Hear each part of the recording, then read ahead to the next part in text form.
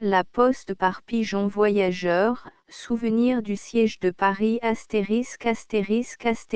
La poste par pigeon voyageur, souvenir du siège de Paris, spécimen identique d'une des pellicules de dépêche portée à Paris par pigeon voyageur, photographié par Dagron, seul photographe du gouvernement pour toutes les dépêches officielles et privées sur pellicule. Notice sur le voyage du ballon le Niepce emportant Monsieur Dagron et ses collaborateurs et détails sur la mission qu'il avait à remplir. Tour Bordeaux 1870 à 1871 Paris. Typographie Lahure rue de Fleurus, 9 La poste par pigeon voyageur le ballon le Niepce parti de Paris, le 12 novembre 1870, à 9 h du matin, monté par messieurs Dagron, photographe, Feurnick, ingénieur des arts et manufactures, Poiseau, artiste peintre, gendre de monsieur Dagron, Gnocchi, préparateur de monsieur Dagron, Pagano, marin, élève aéronaute, puis environ 600 kg d'appareils appartenant à monsieur Dagron. Le ballon le Daguerre partait en même temps que le Niepce, emportant 3 voyageurs, la correspondance postale, des pigeons et le complément des appareils de monsieur Dagron.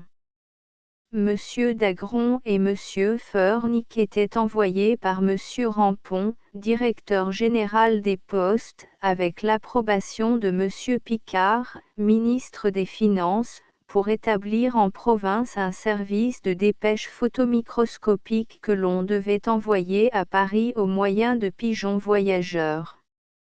Ce service était réglé par un décret du 10 novembre 1870, et devait être installé à Clermont-Ferrand. Monsieur Feurnick devait, outre sa collaboration aux travaux de monsieur Dagron, apporter tous ses soins à l'organisation du service par pigeon, et mettre aussi en œuvre un système de correspondance fluviale que la délégation ne voulut pas pratiquer. Rapport de monsieur Dagron. Au départ des 2 ballons, le vent portait en plein ait. Nous partîmes néanmoins accompagnés des vifs témoignages de sympathie d'un grand nombre de personnes venues pour assister à notre départ, la réussite de cette expédition postale devant apaiser tant de justes inquiétudes dans Paris. Arrivé au-dessus des lignes prussiennes, le Niepce fut, ainsi que son compagnon de route, le Daguerre, accueilli par une vive fusillade. À une hauteur de 800 mètres les balles sifflaient autour de nous.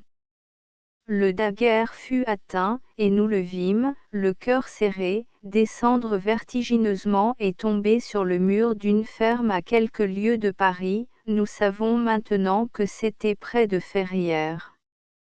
Un fait dont les conséquences eussent pu être terribles pour nous, et qui dut être la cause de la perte du Daguerre, c'est que les sacs de lest étaient faits en toile de coton avariée, d'une force insuffisante.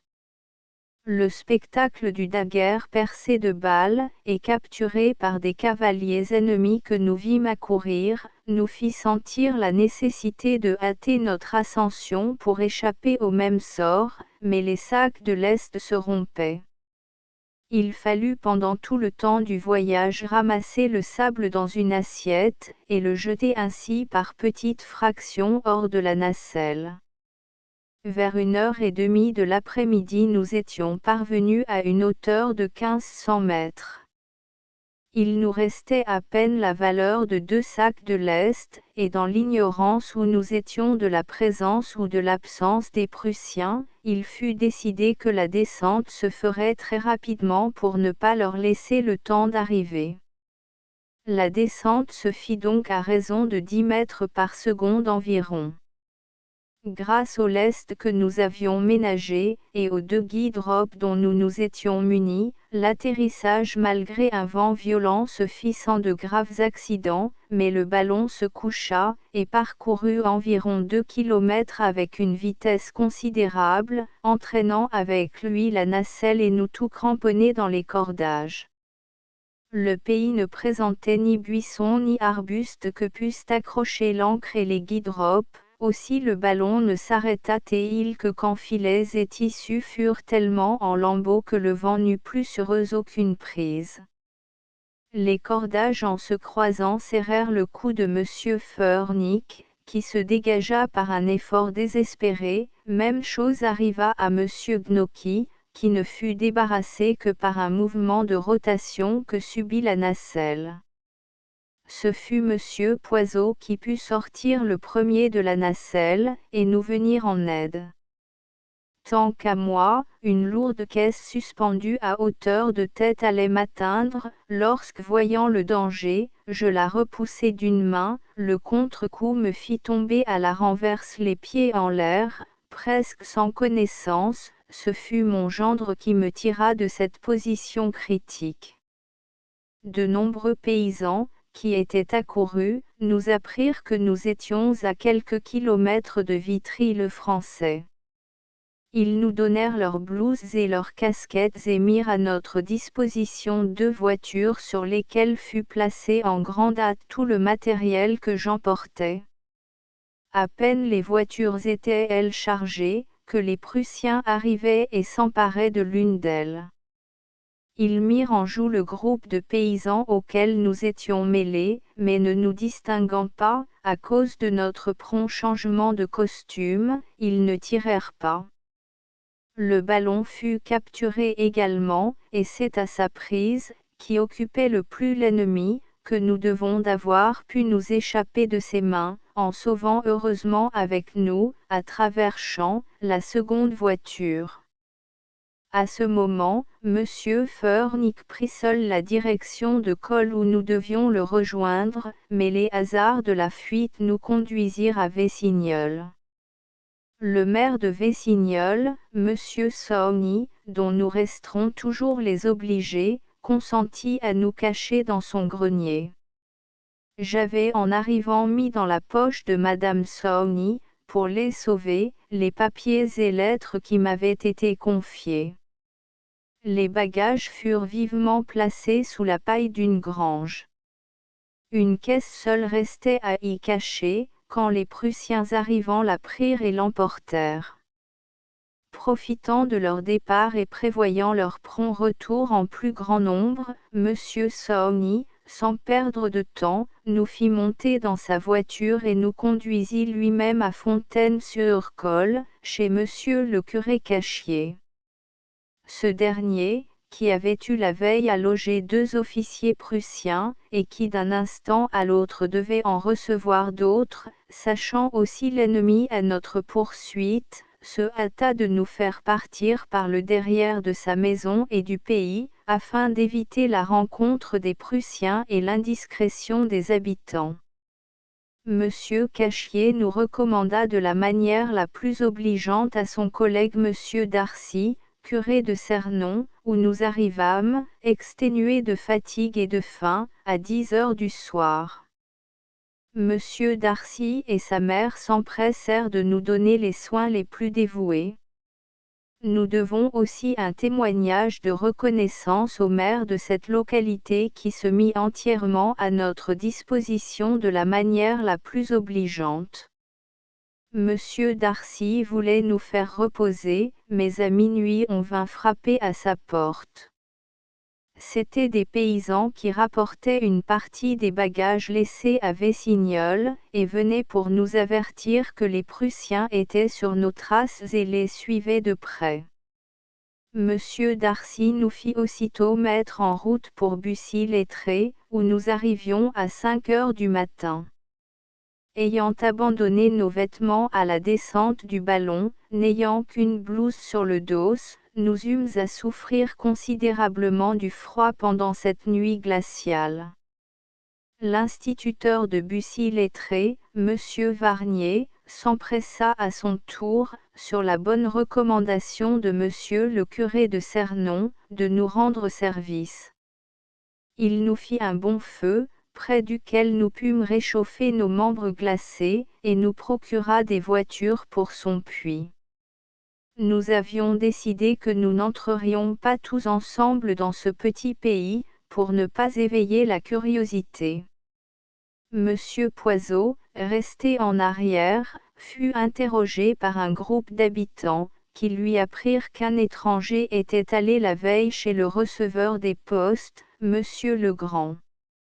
Supposant que cet étranger pourrait bien être Monsieur Feurnick, j'allai aux informations, et j'eus le plaisir d'apprendre par Monsieur Legrand lui-même que c'était bien effectivement notre collègue, échappé comme nous jusqu'alors aux mains de l'ennemi.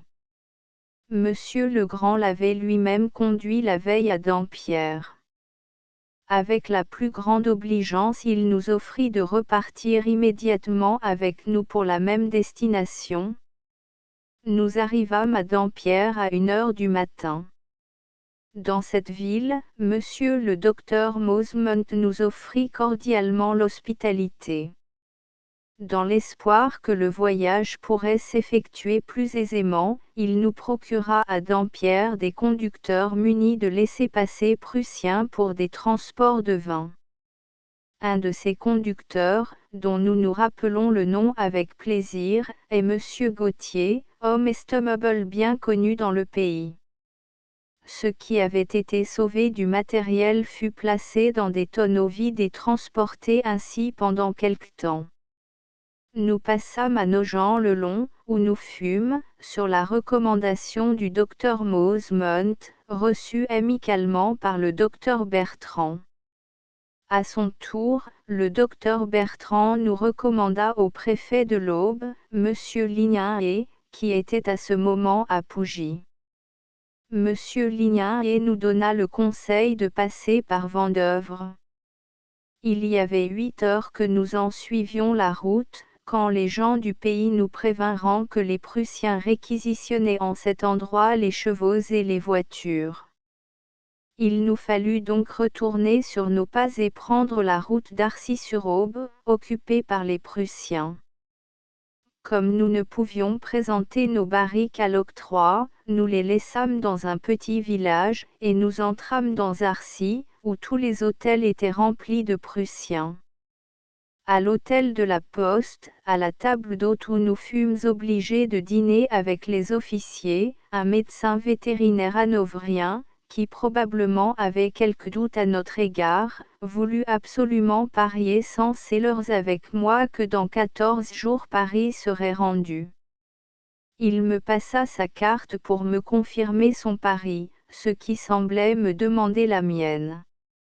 Inutile de dire que je ne l'acceptais pas. Pendant la nuit, les bagages furent replacés en caisses et en paniers, et, à 4 heures du matin, nous quittions Arcis pour nous rendre à Troyes, également occupés. Nous laissions à Arcis le marin Pegano, la sûreté générale exigeant cette séparation. Bien nous prit en effet de partir la nuit, car nous apprîmes plus tard qu'à 7 heures du matin toutes les issues de la ville étaient gardées. À Troyes, notre position ne fut pas améliorée, nous eûmes grande peine à nous procurer voitures et chevaux. Nous sommes heureux de reconnaître que l'aide de Monsieur Geoffroy, négociant de cette ville, nous fut d'un grand secours à cet effet. Nous quittions Troyes le 17, à 3 heures du matin, par la route de Saint-Florentin à Auxerre. Un corps considérable de l'armée du prince Frédéric Charles nous précédait de 12 heures sur cette route, qui devenait ainsi hérissée d'obstacles pour nous.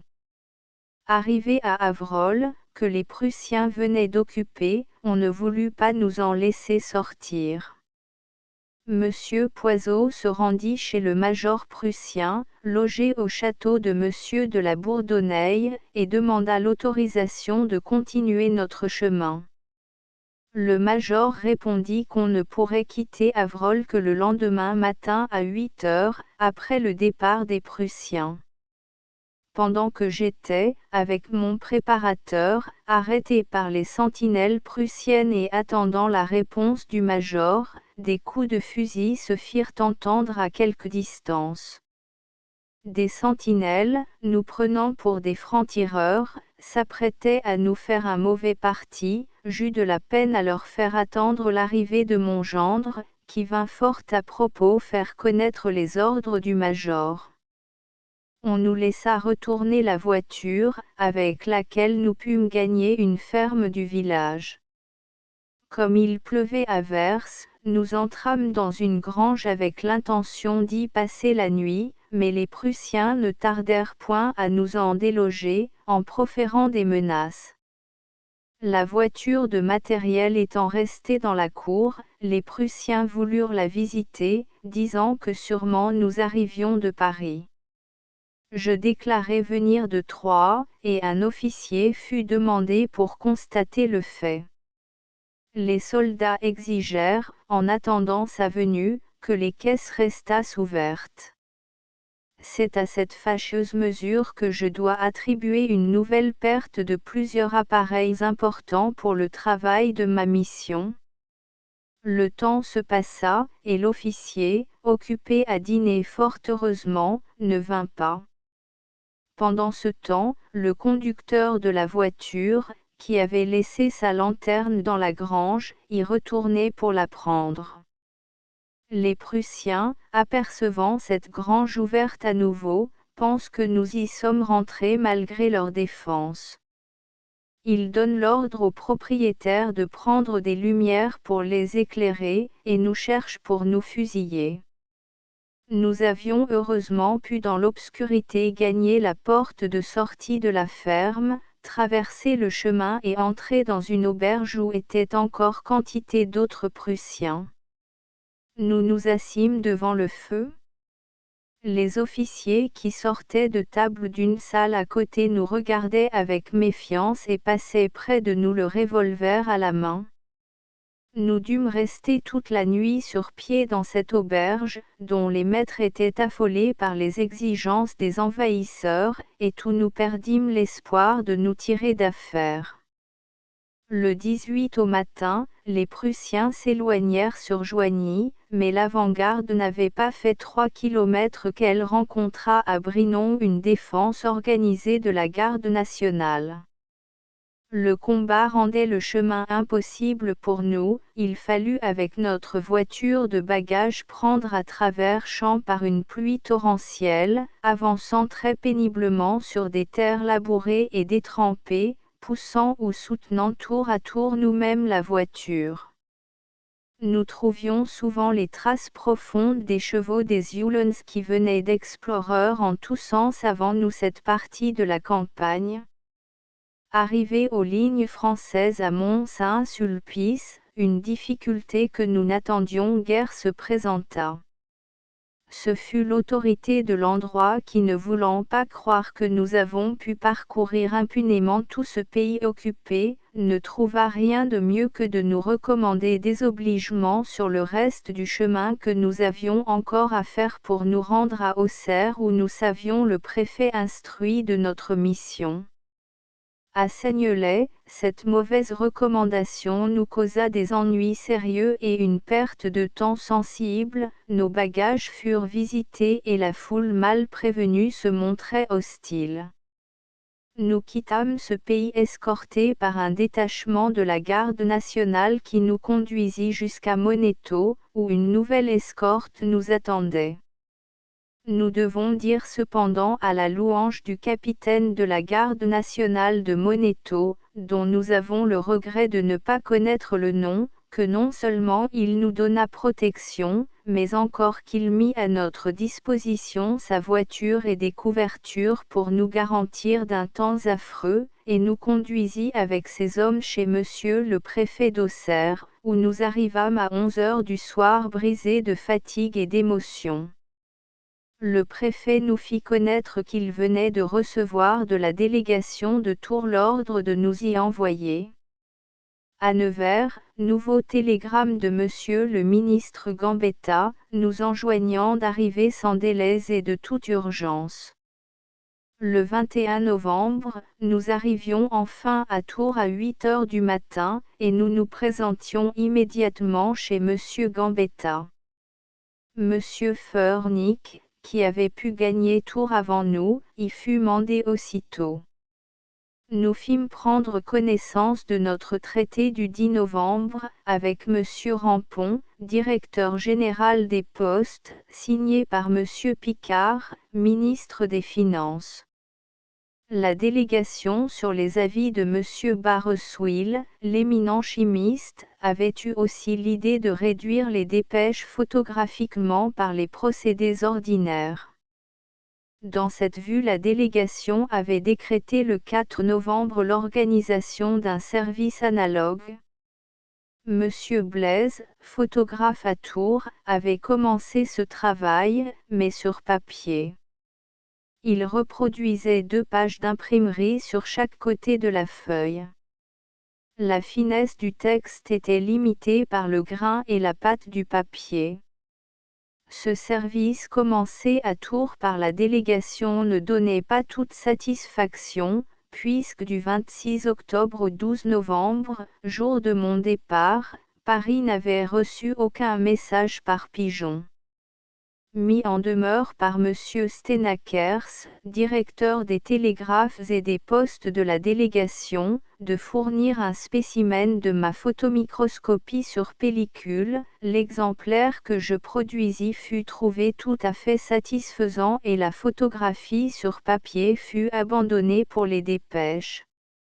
Ma pellicule, outre son extrême légèreté, présentait l'immense avantage de ne poser en moyenne que 2 secondes, tandis que le papier nécessitait plus de 2 heures, vu la mauvaise saison. De plus, sa transparence donnait un excellent résultat à l'agrandissement qui se faisait à Paris au moyen de la lumière électrique. Aidé par mes collaborateurs, j'organisai immédiatement le travail de la reproduction des dépêches officielles et privées, qui devaient être si utiles à la défense nationale et aux familles.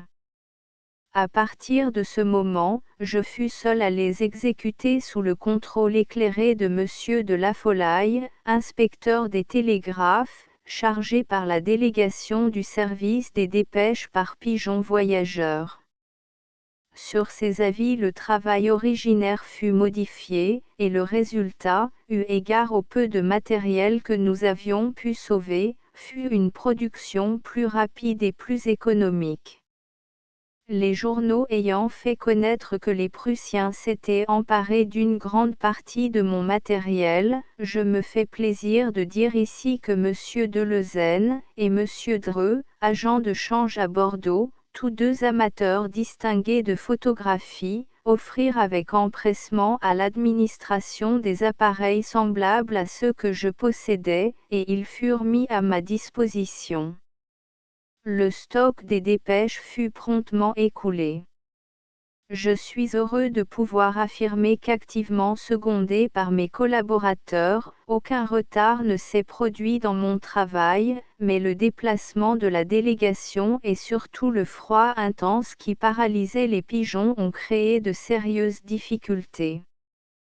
Lorsque rien n'entravait le vol de ces intéressants messagers, la rapidité de la correspondance était vraiment merveilleuse. Je puis pour ma part en citer un exemple.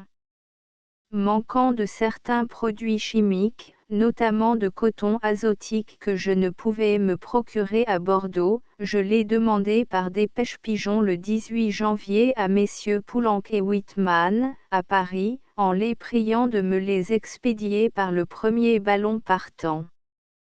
Le 24 janvier, les produits étaient rendus à mes ateliers à Bordeaux. Le pigeon n'avait mis que 12 heures pour franchir l'espace de Poitiers à Paris. La télégraphie ordinaire et le chemin de fer n'eussent pas fait mieux. Les dépêches officielles ont été exécutées avec une rapidité surprenante. Monsieur de Lafollaye nous les remettait lui-même à midi, et le même jour à 5 heures du soir, malgré une saison d'hiver exceptionnellement mauvaise, 10 exemplaires étaient terminés et remis à l'administration. Nous en avons fait ainsi 13 séries sans être une seule fois en retard. Les dépêches privées étaient exécutées dans les mêmes conditions. Le travail était considérable, car, à l'exception d'un petit nombre de pellicules qui n'ont été envoyées que 6 fois, parce qu'elles sont promptement arrivées, la plupart l'ont été en moyenne 20 fois, et quelques-unes 35 et 38 fois. Nous avons aussi reproduit en photomicroscopie une grande quantité de mandats de poste. Les destinataires ont pu toucher leur argent à Paris comme en temps ordinaire. Chaque pellicule était la reproduction de 12 ou 16 pages in-folio d'imprimerie, contenant en moyenne, suivant le type employé, 3000 dépêches. La légèreté de ces pellicules a permis à l'administration d'en mettre sur un seul pigeon jusqu'à 18 exemplaires donnant un total de plus de 50 000 dépêches pesant ensemble moins d'1 gramme. Toute la série des dépêches officielles et privées que nous avons faites pendant l'investissement de Paris, au nombre d'environ 115 000, pesait en tout 2 grammes. Un seul pigeon eût pu aisément les porter. Si on veut maintenant multiplier le nombre des dépêches par le nombre d'exemplaires fournis, on trouve un résultat de plus de 2 500 000 dépêches que nous avons faites pendant les 2 plus mauvais mois de l'année. On roulait les pellicules dans un tuyau de plumes que des agents de l'administration attachaient à la queue du pigeon. Leur extrême souplesse et leur complète imperméabilité les rendaient tout à fait convenables à cet usage.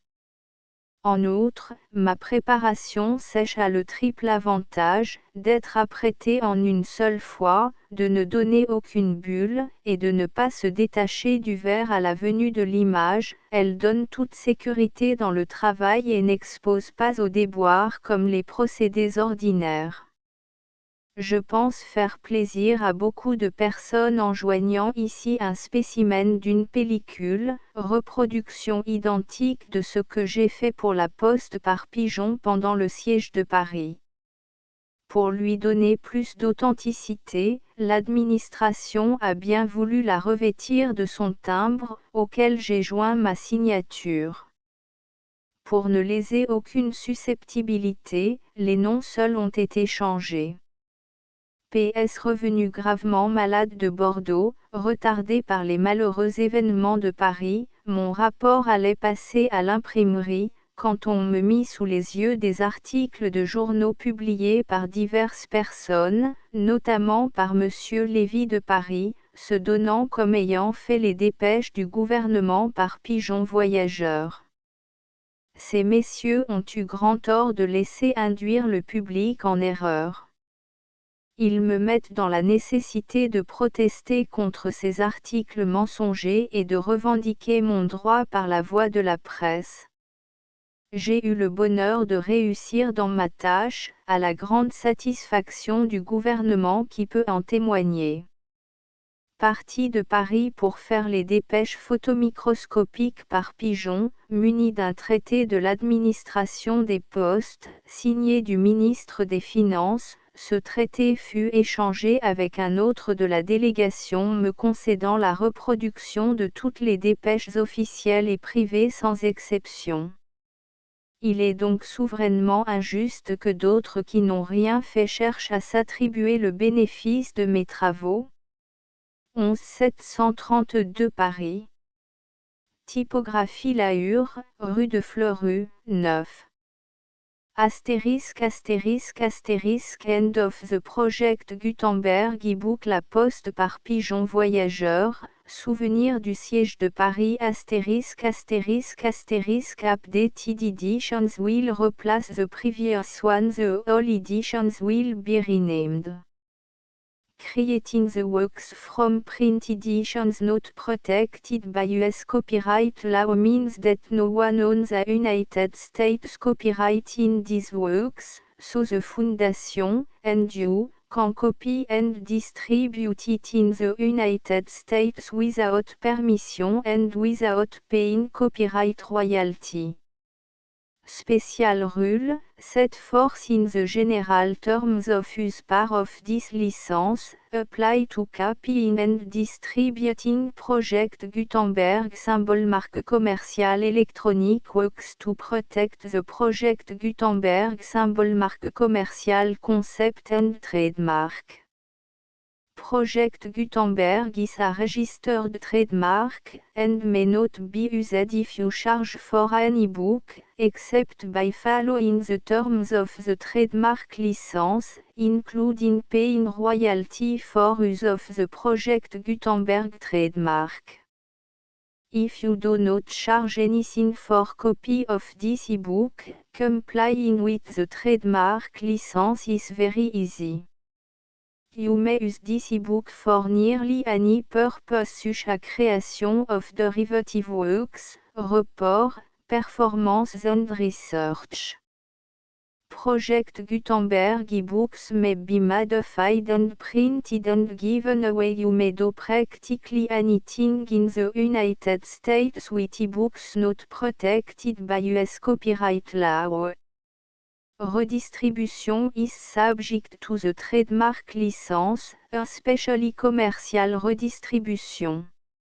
Start, full license. The full Project Gutenberg license. Please read this before you distribute or use this work to protect the Project Gutenberg symbol marque commerciale mission of promoting the free distribution of electronic works, by using or distributing this work, or any other work associated in any way with the phrase Project Gutenberg, you agree to comply with all the terms of the full Project Gutenberg symbol marque commerciale license available with this file or online at www.gutenberg.org/licence. Section 1. General Terms of Use and Redistributing Project Gutenberg symbol marque commerciale électronique works. 1.a By reading or using any part of this Project Gutenberg symbol marque commerciale électronique work, you indicate that you have read, understand, agree to and accept all the terms of this license and intellectual property, trademark / copyright, agreement.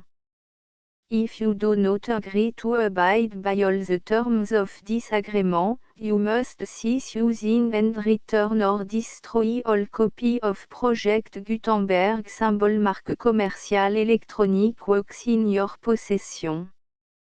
If you paid a fee for obtaining a copy of or access to a Project Gutenberg symbol marque commerciale électronique work and you do not agree to be bound by the terms of this agreement, you may obtain a refund from the person or entity to whom you paid the fee as set forth in paragraph 1.e.8.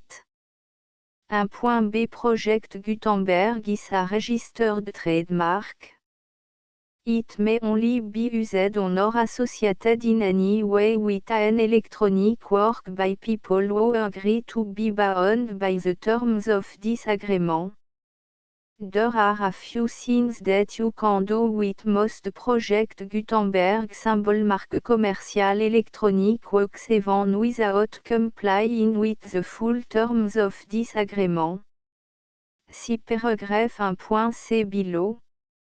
There are a lot of things you can do with Project Gutenberg symbol marque commerciale électronique works if you follow the terms of this agreement and help preserve free future access to Project Gutenberg symbol marque commerciale électronique works.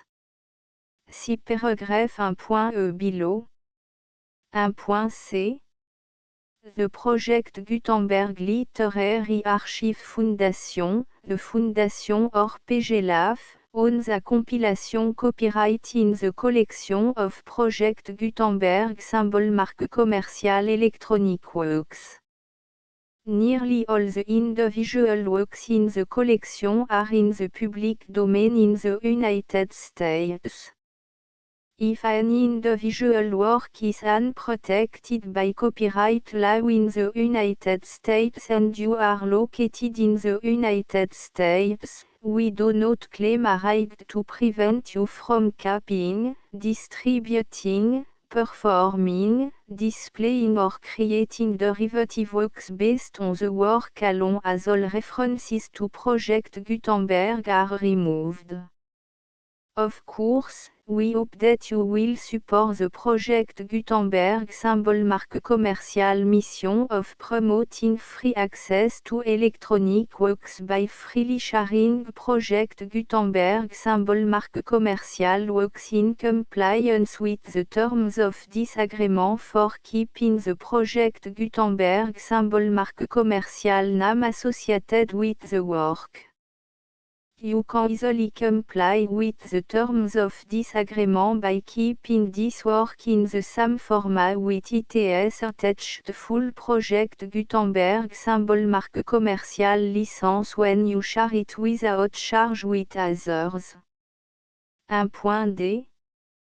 The copyright laws of the place where you are located also govern what you can do with this work.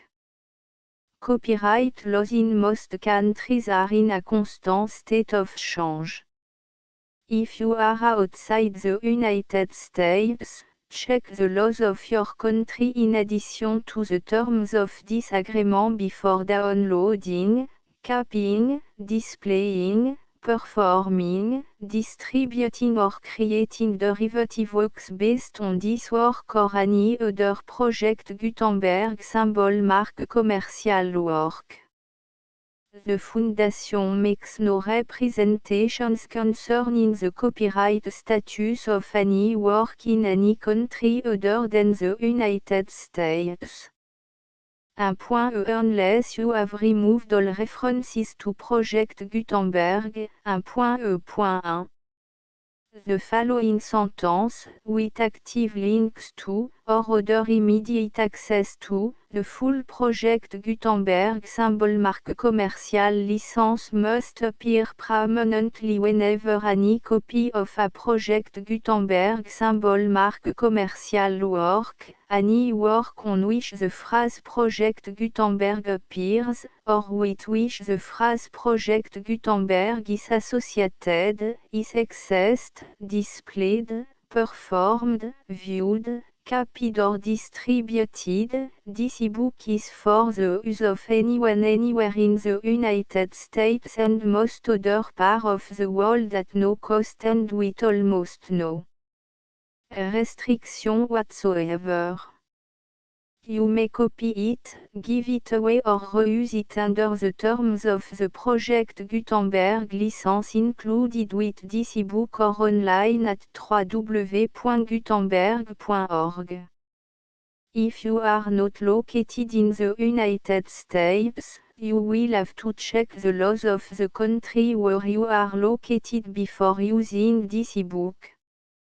1.e.2 If an individual Project Gutenberg symbol marque commercial electronic work is derived from texts not protected by US copyright law, does not contain a notice indicating that it is posted with permission of the copyright holder, the work can be copied and distributed to anyone in the United States without paying any fees or charge.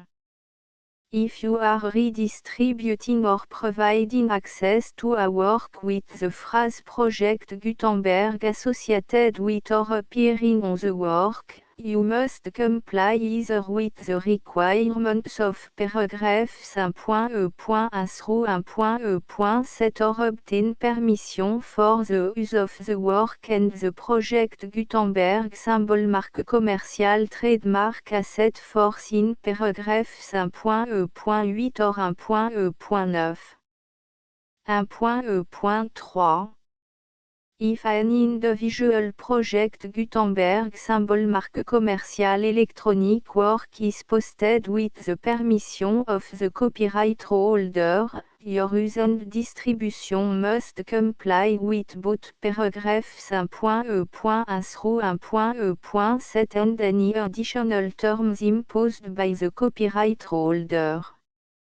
Additional terms will be linked to the project Gutenberg symbol marque commercial license for all works posted with the permission of the copyright holder found at the beginning of this work. 1.e.4 Do not unlink or detach or remove the full project Gutenberg symbol marque commercial license terms from this work, or any file containing a part of this work or any other work associated with project Gutenberg symbol marque commercial. 1.e.5 Do not copy, display, perform, distribute or redistribute this electronic work, or any part of this electronic work, without permanently displaying the sentence set forth in paragraph 1.e.1 with active links or immediate access to the full terms of the project Gutenberg symbol marque commercial license. 1.e.6 You may convert to and distribute this work in any binary, compressed, marked up, non-proprietary or proprietary form, including any word processing or hypertext form. However, if you provide access to or distribute copy of a project Gutenberg symbol marque commercial work in a format other than plain vanilla ASCII or other format used in the official version posted on the official project Gutenberg symbol marque commercial website, www.gutenberg.org you must, at no additional cost, fee or expense to the user, provide a copy, a means of exporting a copy, or a means of obtaining a copy upon request, of the work in its original plain vanilla ASCII or other form. Any alternate format must include the full project Gutenberg symbol marque commercial license as specified in paragraph 1.e.1. 1.e.7 Do not charge a fee for access to, viewing, displaying, performing, copying or distributing any project Gutenberg symbol marque commercial works unless you comply with paragraph 1.e.8 or 1.e.9. 1.e.8 You may charge a reasonable fee for copy of or providing access to or distributing project Gutenberg symbol marque commercial electronic works provided that you pay a royalty fee of 20% of the gross profit you derive from the use of project Gutenberg symbol marque commercial works calculated using the method you already use to calculate your applicable tax. The fee is owed to the owner of the project Gutenberg symbol marque commercial trademark, BU et HAS agreed to donate royalty under this paragraph to the project Gutenberg Literary Archive Foundation. Royalty payment must be paid within 60 days following each date on which you prepare, or are legally required to prepare, your periodic tax returns. Royalty payment should be clearly marked association to the project Gutenberg Literary Archive Foundation at the address specified in section 4, Information about donation to the project Gutenberg Literary Archive Foundation. You provide a full refund of any money paid by a user who notifies you in writing, or by email, within 30 days of receipt that et does not agree to the terms of the full project Gutenberg symbol marque commercial license. You must require such a user to return or destroy all copy of the works possessed in a physical medium and discontinue all use of and all access to other copy of Project Gutenberg symbol mark commercial works. You provide, in accordance with paragraph 1.f.3, a full refund of any money paid for a work or a replacement copy, if a defect in the electronic work is discovered and reported to you within 90 days of receipt of the work. You comply with all other terms of this agreement for free distribution of Project Gutenberg symbol mark commercial works. 1.e.9 If you wish to charge a fee or distribute a Project Gutenberg symbol mark commercial electronic work or group of works on different terms than are set forth in this agreement, you must obtain permission in writing from the Project Gutenberg Literary Archive Foundation, the manager of the Project Gutenberg symbol mark commercial trademark. Contact the Foundation à set forth in section 3 below. 1.f1.f.1 Project Gutenberg volunteers and employees expend considerable effort to identify, do copyright research on, transcribe and proofread works not protected by US copyright law in creating the Project Gutenberg symbol mark commercial collection. Despite these efforts, Project Gutenberg symbol mark commercial electronic works, and the medium on which they may be stored, may contain defects such as, but not limited to, incomplete, inaccurate or corrupt data, transcription errors, a copyright or other intellectual property infringement, a defective or damaged disk or other medium, a computer virus, or computer code that damage or cannot be read by your equipment. 1.f.2 Limited warranty, disclaimer of damage, except for the right of replacement or refund described in paragraph 1.f.3, the Project Gutenberg Literary Archive Foundation, the owner of the Project Gutenberg symbol mark commercial trademark, and any other party distributing a Project Gutenberg symbol mark commercial electronic work under this agreement, disclaim all liability to you for damages, costs and expenses, including legal fees. You agree that you have no remedy for negligence, strict liability, breach of warranty or breach of contract except those provided in paragraph 1.f.3.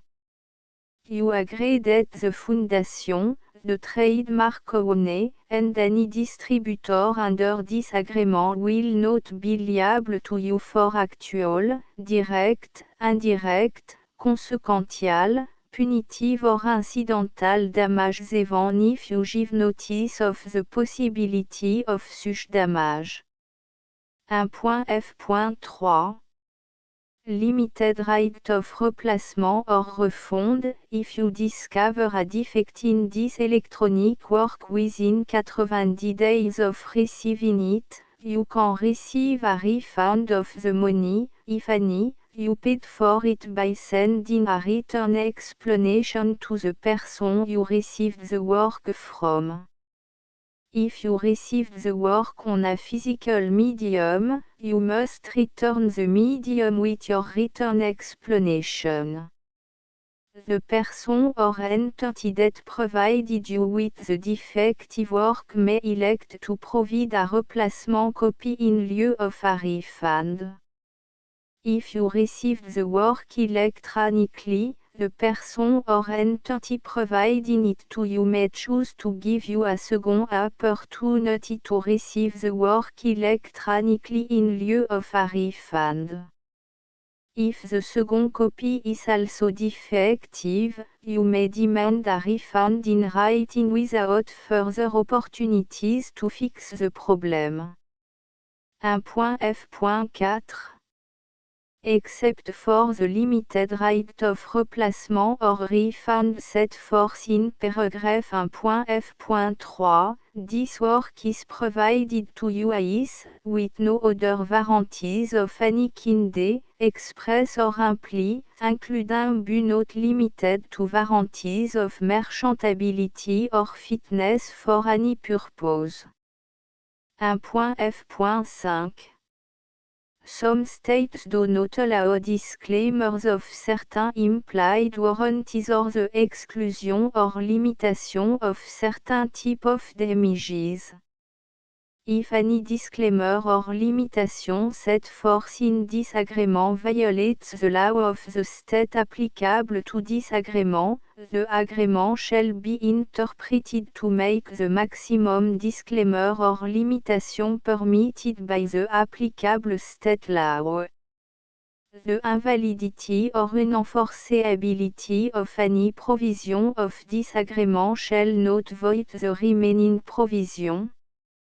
1.f.6 Indemnity, you agree to indemnify and hold the foundation, the trademark owner, any agent or employee of the foundation, anyone providing copy of Project Gutenberg symbol marque commercial electronic works in accordance with this agreement, and any volunteers associated with the production, promotion and distribution of Project Gutenberg symbol marque commercial electronic works, harmless from all liability, costs and expenses, including legal fees, that arise directly or indirectly from any of the following which you do or cause to occur. A. Distribution of this or any Project Gutenberg symbol marque commercial work. B. Alteration, modification, or addition or deletions to any Project Gutenberg symbol marque commercial work. And C. Any defective cause. Section 2. Information about the mission of Project Gutenberg symbol marque commercial. Project Gutenberg symbol marque commercial is synonymous with the free distribution of electronic works in format readable by the widest variety of computers including obsolete, old, middle-aged and new computers. It exists because of the effort of hundreds of volunteers and donations from people in all walks of life. Volunteers and financial support to provide volunteers with the assistance they need are critical to reaching Project Gutenberg symbol marque commercial's goals and ensuring that the Project Gutenberg symbol marque commercial collection will remain freely available for generations to come. In 2001, the Project Gutenberg Literary Archive Foundation was created to provide a secure and permanent future for Project Gutenberg symbol marque commercial and future generations. To learn more about the Project Gutenberg Literary Archive Foundation and how your efforts and donations can help, see section 3 and 4 and the Foundation information page at www.gutenberg.org. Section 3 Information about the Project Gutenberg Literary Archive Foundation. The Project Gutenberg Literary Archive Foundation is a non-profit 501(c)(3) educational corporation organized under the laws of the state of Mississippi and granted tax-exempt status by the Internal Revenue Service. The Foundation SEIN or Federal Tax Identification Number is 64 à 6 221 541. Contribution to the project Gutenberg Literary Archive Foundation are tax deductible to the full extent permitted by US federal laws and your state's laws. The Foundation's business office is located at 809 North 1500 West, Salt Lake City, U84116, 801, 596 à 1887. Email contact links and up-to-date contact information can be found at the Foundation's website and official page at www.gutenberg.org/contact section 4. Information about donation to the project Gutenberg Literary Archive Foundation. Project Gutenberg symbol marque commercial depends upon and cannot survive without widespread public support and donation to carry out its mission of increasing the number of public domain and licensed works that can be freely distributed in machine-readable form accessible by the widest array of equipment including outdated equipment. Many small donations, $1 to $5,000, are particularly important to maintaining tax-exempt status with the IRS. The Foundation is committed to complying with the laws regulating charities and charitable donations in all 50 states of the United States. Compliance requirements are not uniform and it takes a considerable effort, much paperwork and money fees to meet and keep up with these requirements. We do not solicit donations in locations where we have not received written confirmation of compliance. To send donation or determine the status of compliance for any particular state, visit www.gutenberg.org/donate. While we cannot and do not solicit contribution from states where we have not met the solicitation requirements, we know of no prohibition against accepting unsolicited donation from donors in such states who approach us with offers to donate. International donations are gratefully accepted, but we cannot make any statements concerning tax treatment of donations received from outside the United States. US laws alone swamp for small staff. Please check the Project Gutenberg web page for current donation methods and addresses. Donations are accepted in a number of other ways including checks, online payments and credit card donation. To donate, please visit www.gutenberg.org/donate. Section 5. Général information about Project Gutenberg symbol marque commerciale Electronic Works. Professor Michael S. R. was the originator of the Project Gutenberg symbol marque commerciale concept of a library of electronic works that could be freely shared with anyone. For 40 years, he produced and distributed Project Gutenberg symbol marque commerciale e-books with only a loose network of volunteer support. Project Gutenberg symbol marque commerciale e-books are often created from several printed editions, all of which are confirmed and not protected by copyright in the US unless a copyright notice is included. Thus, we do not necessarily keep ebooks in compliance with any particular paper edition. Most people start at our website which has the main page search facility, www.gutenberg.org. This website includes information about Project Gutenberg symbol mark commercial, including how to make donation to the Project Gutenberg Literary Archive Foundation, how to help produce our new ebooks, and how to subscribe to our email newsletter to read about new ebooks.